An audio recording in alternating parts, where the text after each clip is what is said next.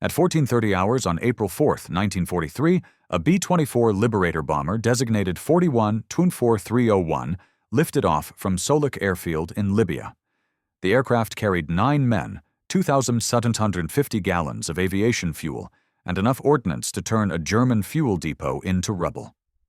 The crew called her Lady Be Good. None of them would ever see the runway again. What happened over the next 16 hours would become one of aviation's most haunting mysteries, a ghost story written in sand and aluminum that wouldn't be solved until 1959. The Lady Be Good was part of the 376th Bombardment Group, nicknamed the Liberandos. They flew B-24D Liberators, 4-engine heavy bombers built by Consolidated Aircraft. The B-24 was the workhorse of the American strategic bombing campaign.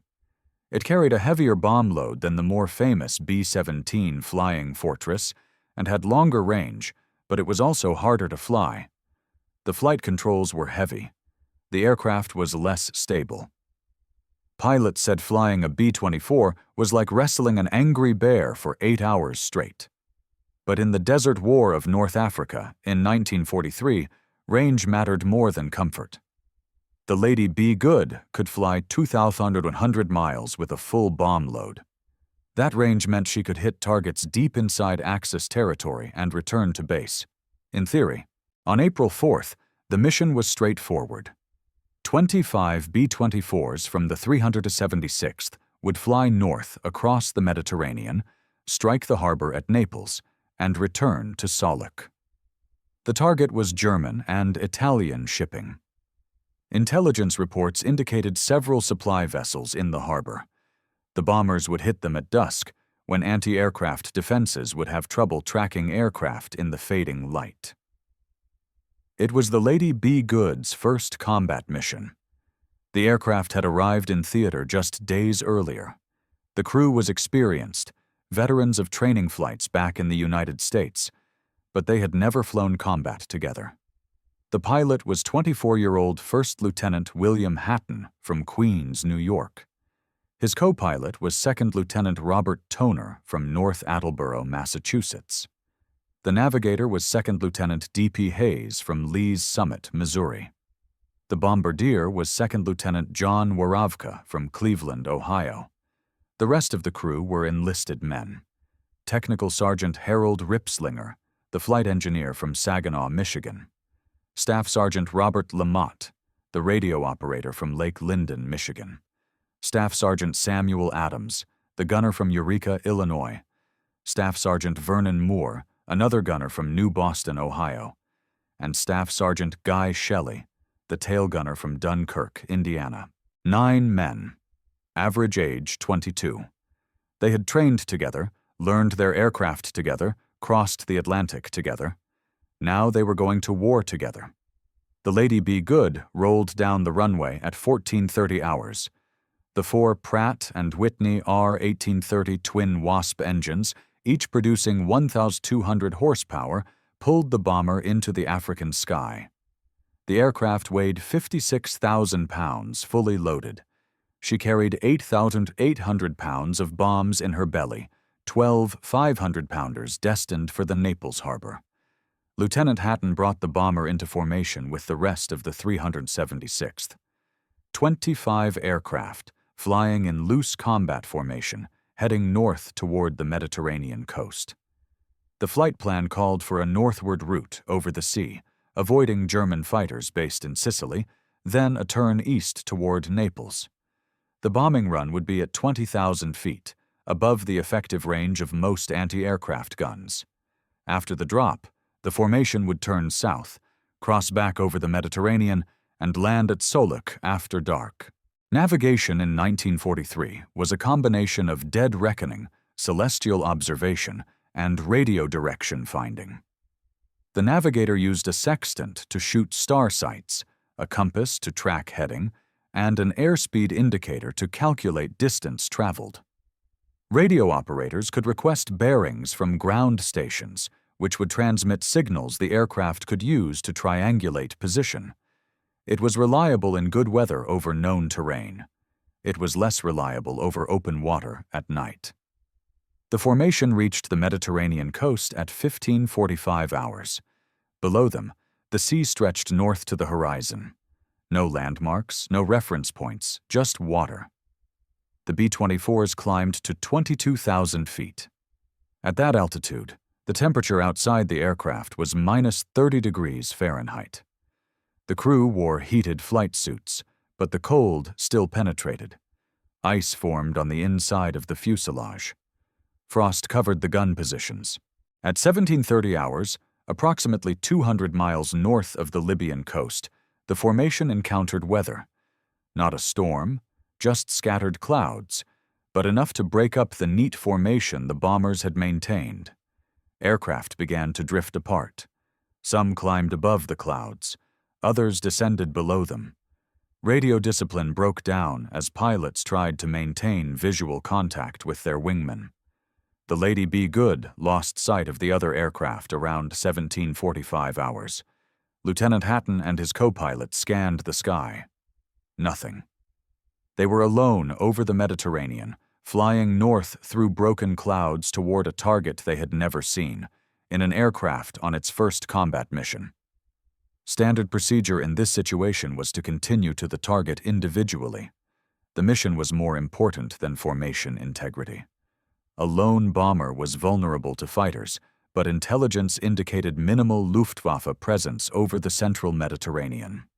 The bigger threat was anti-aircraft fire over Naples, and that threat existed whether you flew alone or in formation. The Lady Be Good continued north. Navigator Hayes tracked their position using dead reckoning. He calculated wind drift based on observed cloud movement. He estimated their ground speed at 180 miles per hour. At 19:30 hours, they should have been approaching the Italian coast. Hayes informed Lieutenant Hatton that they were approximately 20 minutes from the target. The crew prepared for the bombing run. Woravka, the bombardier, moved into the nose compartment. He activated the Norden bomb sight, a mechanical computer that calculated the precise moment to release bombs based on altitude, airspeed, and wind. The gunners manned their positions. Adams and Moore at the waist guns, Shelley in the tail turret, Ripslinger at the top turret. Lamott stayed at the radio position, monitoring frequencies for any recall orders or weather updates. At 19:50 hours, Lieutenant Hatton saw lights ahead. A city, illuminated against the darkness. It had to be Naples. The crew had been briefed that the city would be partially blacked out, but harbor facilities would be visible. Anti-aircraft searchlights would be active. What Hatton saw matched the briefing. He began his bombing run, straight and level at 22,000 feet. Woravka peered through the Norden sight. He saw the harbor below, or what he believed was the harbor. Docks, ships, waterfront structures. Everything matched the reconnaissance photos they had studied. At 2010 hours, Woravka released the bombs. All 12 500-pounders dropped cleanly from the bomb bay. The Lady Be Good, suddenly 8,800 pounds lighter, lifted slightly. Hatton corrected the altitude and turned south. The mission was complete. Now they just had to get home. Except they hadn't bombed Naples. The city Hatton had seen was never definitively identified, but post-war analysis suggests it might have been Crotone or another coastal town farther south. The Lady Be Good had been off course, possibly blown east by winds stronger than Hayes had calculated. The bombs fell harmlessly into the Mediterranean or onto empty terrain. No Italian ships were hit, no German supplies destroyed. But the crew didn't know this. As far as they were concerned, they had completed their mission successfully. Now the challenge was navigation back to Solok in the dark. The return flight should have taken approximately 3 hours. Hayes calculated a southward heading that would bring them back across the Mediterranean to the Libyan coast, then a turn east to Solok. But navigation over open water at night with no visual references is extraordinarily difficult.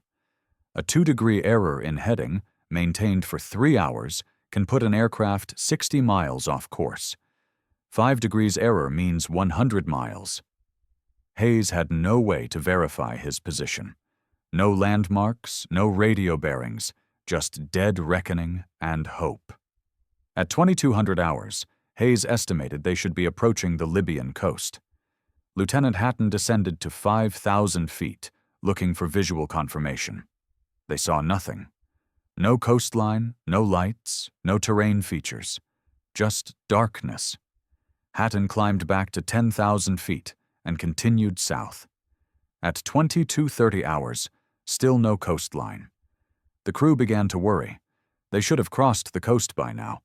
Either they were still over the Mediterranean, which meant they had been flying slower than calculated, or they were off course laterally. Radio operator Lamotte attempted to contact Soluk for a radio bearing. He transmitted their call sign and requested a direction-finding fix. No response. He tried again.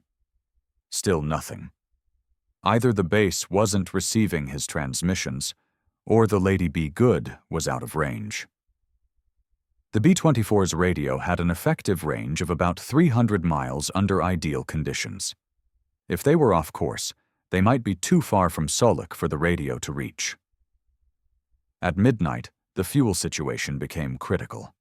The Lady Be Good had been airborne for 9.5 hours. The engines had consumed approximately 2,400 gallons of fuel. That left about 350 gallons in the tanks, enough for maybe another hour and 20 minutes of flight. Hatton had to make a decision. Continue south in hopes of finding the coast and then locating Soluk, or turn back north toward the Mediterranean and attempt a water landing while they still had fuel and altitude. A water landing in a B-24 at night was almost certainly fatal. The aircraft's high wing loading and heavy weight meant it would sink rapidly. The crew might survive the impact, but getting out of the aircraft before it went under was another matter. Survival in the Mediterranean in April, with water temperatures around 60 degrees Fahrenheit, meant hypothermia within hours. On the other hand, continuing south meant potentially flying deeper into the Libyan desert if they had already crossed the coast without seeing it. The Sahara at night looked exactly like the Mediterranean, black and featureless. Hatton chose to continue south. It was a calculated gamble. If they were still over water, flying south would eventually bring them to the coast. If they had already crossed the coast, flying south took them into the desert, but the desert was survivable if they could make a controlled landing. The Mediterranean at night was not. At 0020 hours on April 5th, co-pilot Toner saw something below. A dark line against slightly less dark terrain. A coast? He pointed it out to Hatton. Both pilots stared at it. It could be the coastline. It could also be a shadow, a cloud, or an optical illusion created by exhausted eyes staring into darkness for hours. They had no way to confirm. Hatton maintained heading and altitude. At 0045 hours, Navigator Hayes calculated they should be approximately 60 miles inland from the coast, assuming they had crossed it around midnight. That would put them near Soluk, which was about 50 miles south of Benghazi on the coast. Hatton descended again to 2,000 feet, looking for the airfield's lights. Nothing. Just darkness.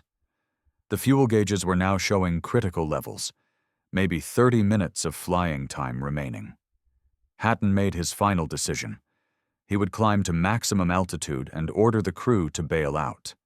At altitude, they would have time for all 9 men to exit the aircraft safely.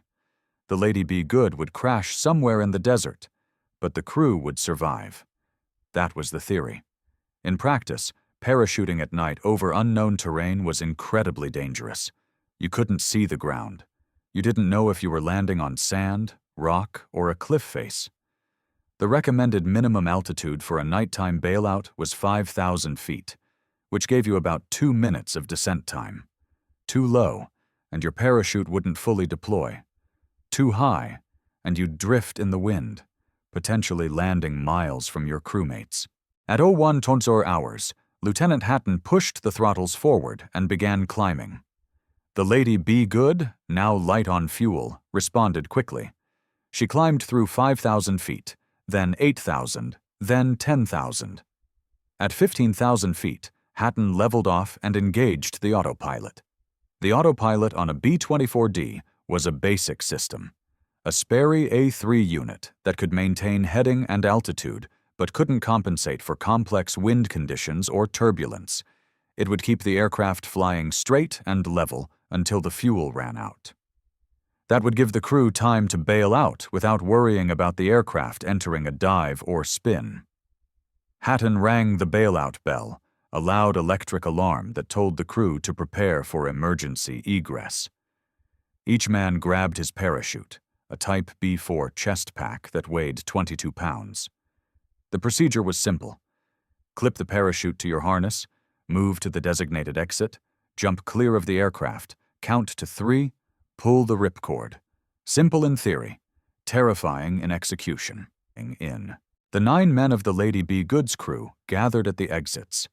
The B-24 had several egress points: the nosewheel well, the bomb bay, the rear entrance door, and the camera hatch in the floor of the fuselage. Standard procedure was for the pilots to leave last, after confirming all other crew members had exited. Hatton nodded to Bombardier Waravka, who was nearest the nosewheel well. Waravka opened the hatch, felt the slipstream tearing at his flight suit, and jumped. He disappeared into the darkness. Navigator Hayes followed him out. Then the radio operator, Lamotte. The gunners went next: Adams, Moore, and Shelley. They exited through the camera hatch and rear door. Ripslinger, the flight engineer, waited at the bomb bay. He glanced back at the cockpit, where Hatton and Toner were preparing to leave. Then he jumped. Lieutenant Toner exited through the nosewheel well. Lieutenant Hatton was the last man aboard. He took one final look at the instrument panel.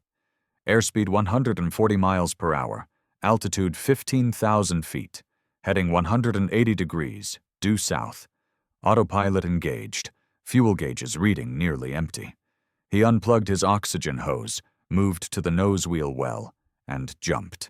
The Lady B. Good continued flying south, pilotless, autopilot holding her on a heading that would take her deep into the Libyan desert.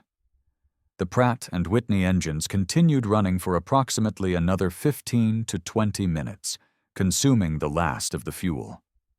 When the tanks finally ran dry, the engines quit one by one. The propellers windmilled briefly, then stopped. The Lady B. Good began to descend.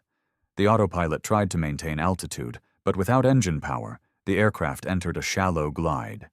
She descended at about 300 feet per minute, still heading south, still flying straight. At 01:20 hours, approximately 20 minutes after the crew bailed out, the Lady B. Good's landing gear touched sand. The aircraft was flying at about 90 miles per hour when she made contact with the desert floor. The impact was surprisingly gentle. The main landing gear absorbed most of the shock. The aircraft bounced once, settled back onto the sand, and slid forward. The nosewheel dug in. The bomber skidded for another 200 feet, tearing off the nose turret and crumpling the forward fuselage, then stopped. The Lady B. Good sat motionless in the darkness, 440 miles south of Soluk, 400 miles inland from the Mediterranean coast, in one of the most remote regions of the Libyan desert, a place called the Calancio Sand Sea. No roads, no settlements, no water, just sand, rock, and scorching daytime temperatures that could reach 130 degrees Fahrenheit. Meanwhile, the crew was scattered across the desert. Parachuting at night meant they had no visual reference to coordinate landing zones. They came down miles apart. Lieutenant Hatton, the pilot, landed approximately 12 miles northwest of where the aircraft crashed. He released his parachute, checked for injuries, and looked around. Sand in every direction. No landmarks, no lights, no sign of the other crew members. He shouted their names. The desert absorbed his voice. He fired his service pistol 3 times into the air, the standard distress signal. No response. Hatton did the only thing he could. He started walking. Military survival training in 1943 emphasized movement toward rescue. If you're lost, walk in a straight line. Eventually, you'll hit a road, a settlement, or a geographic feature that will help rescuers locate you. The theory assumed you were lost in terrain where roads and settlements existed. In the central Sahara, that assumption was fatally wrong. The rest of the crew had similar experiences. They landed scattered across 20 square miles of desert. Some landed on relatively flat sand. Others hit rocky outcroppings or gravel pans. Co-pilot Toner landed hard, injuring his shoulder. Radio operator Lamotte sprained his ankle. The others were uninjured but disoriented. They gathered whatever equipment they had. Each man carried a service pistol, a canteen with about 1 quart of water, a first aid kit, and whatever personal items were in their flight suit pockets. Some had compasses. Some had signal mirrors. None of them had more than minimal survival gear because bailout procedures assumed you'd be rescued within 24 to 48 hours. 8 of the 9 crew members eventually found each other. Over the course of April 5th, they walked, shouted, and fired signal shots until small groups formed. By nightfall, 8 men had consolidated into a single group. They were missing 1 man, Bombardier Woravka. They shouted for him throughout the night. No response. They assumed he had landed farther away and was walking in a different direction, or that he had been injured in the landing. They didn't know that Woravka had actually landed near the aircraft. He had seen the Lady Be Good sitting on the desert floor, largely intact. He approached the bomber, hoping to use the radio to call for rescue, but the radio required electrical power, and the batteries had no charge. The bomber's systems were dead. Woravka searched the aircraft for water and supplies. He found a few candy bars in the cockpit, some coffee in a thermos, and several flares. He fired a flare, a bright red star that arced into the sky and burned for 30 seconds. If any of his crewmates were within 10 miles, they would see it. Nobody did. Woravka was too far from the main group. On April 6th, the 8 men in the main group made a critical decision. They would walk north. Navigator Hayes believed they had bailed out somewhere south of Solok. Walking north should eventually bring them back to the Mediterranean coast, where they could find help. It was logical reasoning based on faulty information. Hayes didn't know they had flown 400 miles south of Solok before bailing out. He thought they were perhaps 100 miles inland at most. The group began walking north at dawn. They rationed their water carefully, 1 small sip per hour. The desert in April was not as hot as it would be in summer, but daytime temperatures still reached 100 to 110 degrees Fahrenheit. Walking in that heat while dehydrated is a death sentence. The human body loses water through sweat at approximately 1 liter per hour in extreme heat. The crew's canteens held about 1 liter total. They were already in deficit. By nightfall on April 6th, the group had walked approximately 15 miles north. They had consumed all their water. Some men tried to ration by not drinking at all, thinking they could endure thirst better than their crewmates. That decision accelerated their dehydration. On April 7th, they continued walking. No water, no food except a few candy bars, and the psychological stress of knowing they were lost in the desert. Some men began hallucinating. Staff Sergeant Moore saw an oasis in the distance, trees and water shimmering on the horizon. It was a mirage, an optical illusion caused by light refraction through hot air layers. He walked toward it anyway. The group followed. The oasis never got closer. By evening on April 7th, several men couldn't continue. Technical Sergeant Ripslinger collapsed from heat exhaustion. His core body temperature had risen to dangerous levels. His crewmates tried to cool him with sand, covering his torso to create insulation from the sun. It didn't work. Ripslinger died that evening. The group buried him in a shallow grave marked with rocks. On April 8th, the remaining 7 men continued north. They were now critically dehydrated. Human survival without water in desert conditions is typically 3 to 4 days. They were on day 4. Lieutenant Hatton recorded their situation in a small diary he carried. His entries became shorter and less coherent as dehydration affected his brain function. April 8th entry stated they were still walking north, hopes of rescue fading. On April 9th, 2 more men died. Staff Sergeant Adams and Staff Sergeant Moore collapsed within hours of each other. Their bodies were left where they fell. The survivors no longer had the strength to bury them. Lieutenant Toner, the co-pilot, took over the diary. His final entry, written on April 11th or 12th, mentioned that 5 men were still alive, but barely moving. He estimated they had walked over 80 miles north. He noted they had seen aircraft in the distance twice, but the planes hadn't spotted them. Toner's final written words were a plea for anyone who found the diary to notify their families. By April 12th, all 8 men in the main group were dead. They had walked approximately 85 miles north from their landing zone. They died scattered across a 10-mile stretch of desert, their bodies gradually buried by wind-blown sand. Bombardier Woravka, who had remained near the aircraft, survived slightly longer. He had found more supplies in the Lady Be Good, including several quarts of water in the emergency kit. He stayed with the bomber for several days, hoping a search aircraft would spot the wreckage. When no rescue came, he also began walking north. His body was found years later, about 25 miles north of the crash site. He had survived until approximately April 15th or 16th. Back at Solok Airfield, the Lady Be Good had been declared missing on April 5th when she failed to return from the Naples mission. Search aircraft flew the planned route looking for wreckage or survivors. They searched the Mediterranean, assuming the bomber had gone down over water. They searched the coastal areas, thinking the aircraft might have crashed near the shoreline. They never searched 400 miles south because nobody imagined a bomber could fly that far into the desert.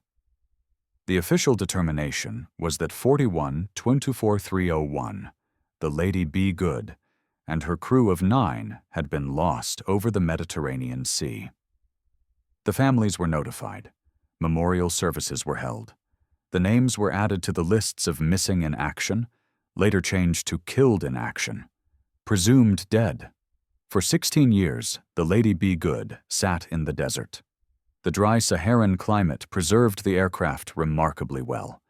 No rain, no humidity, minimal oxidation. The aluminum skin faded from wartime olive drab to a dull gray-brown. Sand accumulated around the landing gear, partially burying the lower fuselage. But the structure remained intact. The engines, though silent, showed no external corrosion. The control surfaces, rudder, elevators, ailerons, were still functional. Even the rubber tires on the landing gear retained some flexibility. On November 9, 1958, a British petroleum oil exploration team was conducting an aerial survey of the Calancio Sand Sea. They were flying in a small aircraft, surveying potential drilling sites. One of the geologists looked down and saw something that didn't belong. A geometric shape in the sand, too regular to be natural. Straight lines, perpendicular angles, definitely man-made. They circled for a better look. It was an aircraft, a large multi-engine bomber, sitting upright on the desert floor. The BP team marked the coordinates and reported the discovery to British authorities in Libya. The initial assumption was that it was a World War II-era aircraft, probably British or German, but nobody knew which unit had lost a bomber in that location. There had been no combat operations that far south. In February 1959, a British Army unit stationed in Libya dispatched a ground team to investigate. They reached the crash site after a 2-day drive across the desert. What they found was extraordinary. The Lady Be Good sat almost perfectly intact. The landing gear was down. The propellers were stopped, blades bent from contact with the sand during landing, but not broken.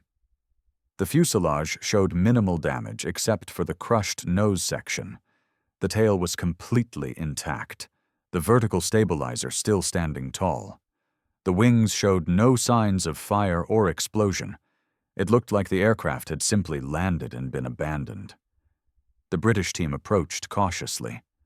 Desert wrecks sometimes contained unexploded ordnance.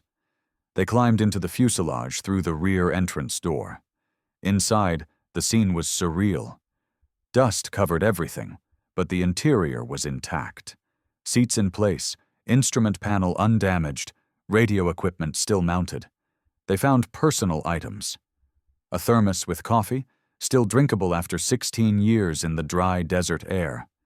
Sandwiches wrapped in wax paper, perfectly preserved. A flask of water, still liquid. The crew's logbook, documenting flights up to April 4th, 1943. And most remarkably, the radio still worked. When the British team connected a portable power supply to the radio system, it powered up and transmitted.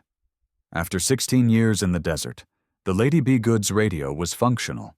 The team photographed everything and removed the aircraft's identification plates. The serial number confirmed she was 41-24301, a B-24D assigned to the 376th Bombardment Group. The Lady Be Good, missing since April 1943. The discovery raised immediate questions. Where was the crew? The aircraft was empty. No bodies, no signs of a crash, no indication of what had happened. The British team searched the surrounding area for several days. They found parachute fabric about 5 miles from the aircraft. Then they found personal items scattered across the desert. Canteens, first aid kits, a pistol, dog tags.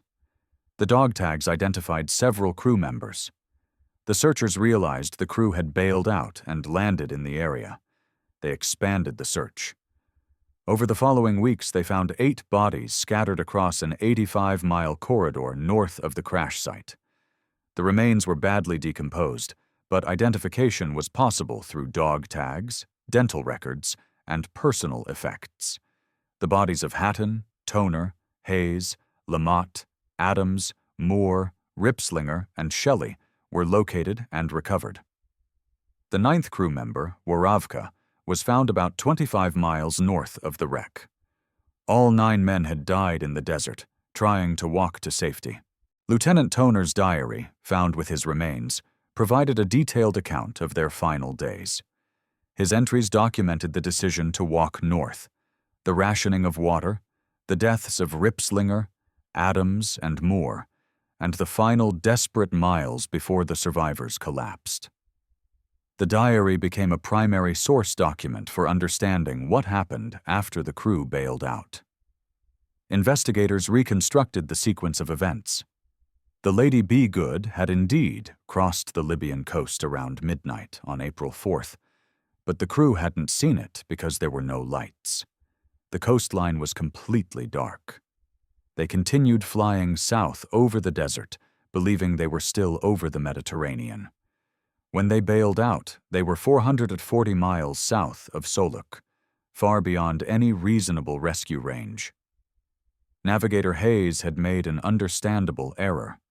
He had calculated their position based on dead reckoning, but winds aloft had been stronger than expected.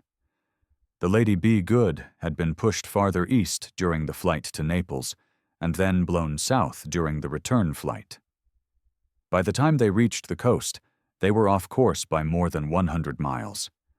When they crossed the coast, they were over a completely featureless section of desert with no lights, no settlements, nothing to indicate they were over land. The aircraft's autopilot had kept her flying south after the crew bailed out. The bomber glided for approximately 20 minutes after fuel exhaustion, then made that remarkably gentle landing in the sand. The investigation determined that if the crew had stayed with the aircraft after landing, they likely would have survived. The Lady Be Good contained emergency supplies, water, food, first aid equipment, signal flares, and a working radio. Search aircraft had flown within 50 miles of the crash site during the initial search operations in April 1943. If the crew had been with the aircraft, they could have signaled those aircraft. But standard procedure in 1943 was to bail out when fuel was critical. Staying with an aircraft after bailout was not considered. The crew followed procedure, and the procedure killed them. The remains of all 9 crew members were returned to the United States in 1960. They were buried with full military honors in their hometowns. Lieutenant Hatton was interred in Queens, co-pilot Toner in Massachusetts, Navigator Hayes in Missouri, the others in their respective home states. Families who had waited 17 years for closure finally received it. The Lady Be Good herself became a subject of intense interest. The U.S. Air Force dispatched recovery teams to salvage the aircraft. Between 1959 and 1960, multiple teams visited the site, removing components for study. The engines were particularly interesting. Despite 16 years of desert exposure, technicians found the Pratt and Whitney power plants were in remarkable condition. They removed all 4 engines and shipped them back to the United States for testing. At Hill Air Force Base in Utah, mechanics installed one of the engines on a test stand. After cleaning sand from the intake and exhaust, they attempted to start it. The engine fired on the second try. It ran for several minutes without issues. After 16 years in the Sahara, a Lady Be Good engine still worked. That level of preservation astonished engineers. The aircraft's guns were also tested. The .50 caliber machine guns mounted in the turrets and waist positions were removed and examined. After cleaning and lubrication, several were test-fired. They worked. The ammunition found in the aircraft, stored in sealed cans, was still viable. Ballistic tests confirmed the rounds were stable and would fire normally. The Lady Be Good had been ready to fight, even after 16 years of abandonment. Over several expeditions, recovery teams removed most of the valuable components. The engines, guns, radio equipment, instruments, and structural elements were salvaged. The airframe itself was too large and too remote to recover completely. Parts of the fuselage and wings were cut away and shipped to museums and Air Force bases. The tail section was left in the desert, gradually disappearing under wind-blown sand. By the 1970s, little remained visible at the crash site. Today, the location is marked only by scattered aluminum fragments and the outline of where the bomber once sat. The Lady Be Good's story became a legend in aviation history. Books were written, documentaries filmed, museums built exhibits around salvaged components. The Pima Air and Space Museum in Arizona displays one of the Lady Be Good's engines. The Air Force Museum at Wright-Patterson Air Force Base has instruments and artifacts from the aircraft. The story resonates because it contains elements of mystery, tragedy, and the extraordinary. 9 men died in the desert while their aircraft landed safely. The bomber sat intact for 16 years, preserved by the same environment that killed her crew. Technology that should have corroded into junk remained functional decades later.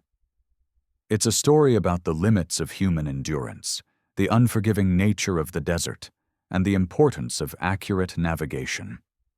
A 2-degree error in heading, maintained for a few hours, moved the Lady Be Good from the safety of the Mediterranean coast to the death of the deep Sahara. That error was not the result of negligence or incompetence.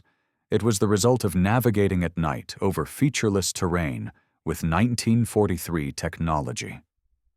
Any crew could have made the same mistake. The Lady Be Good also highlights the importance of survival training. Modern military aircrew receive extensive desert survival instruction. They learn that in hot climates, staying with the aircraft is usually the best option. The wreckage provides shelter, shade, and a large visual target for rescue aircraft.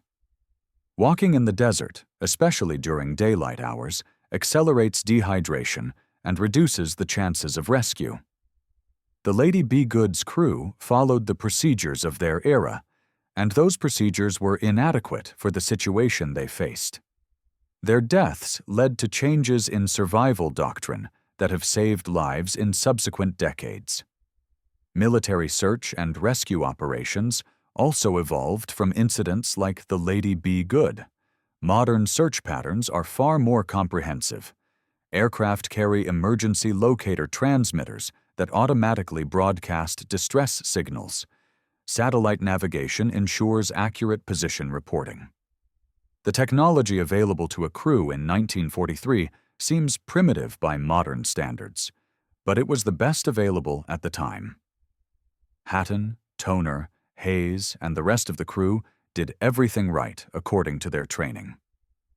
They flew their mission, encountered unexpected circumstances, made reasonable decisions based on available information, and died because the desert is unforgiving. The families of the crew finally received answers in 1959, but those answers brought pain alongside closure.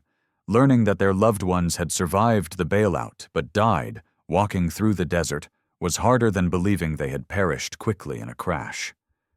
The diary entries, particularly Toner's final words, made the tragedy personal. These weren't just names on a casualty list. They were men who had fought to survive, who had helped each other, who had died slowly in one of the harshest environments on Earth. The Lady Be Good remains one of the most famous lost aircraft discoveries in history. The circumstances of her disappearance, the length of time she remained undiscovered, and the condition in which she was found all contribute to the legend. Aviation enthusiasts, historians, and military personnel continue to study the case. The lessons learned from the Lady Be Good informed desert survival training, navigation procedures, and search and rescue protocols. In that sense, the crew's deaths were not meaningless. They contributed to knowledge that has saved lives. For the 9 men who flew that mission on April 4, 1943, the Lady Be Good was supposed to be the beginning of their combat service. Instead, it became their final flight.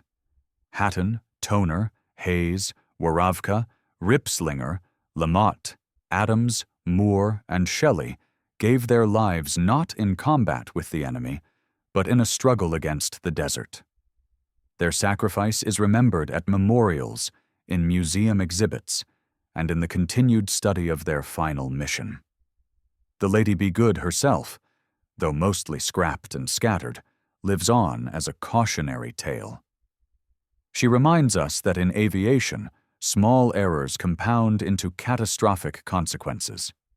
She demonstrates that survival often depends on factors beyond courage or training, and she stands as testament to the thousands of aircrews who flew dangerous missions over hostile territory, trusting in their training, their aircraft, and each other, even when circumstances conspired against them.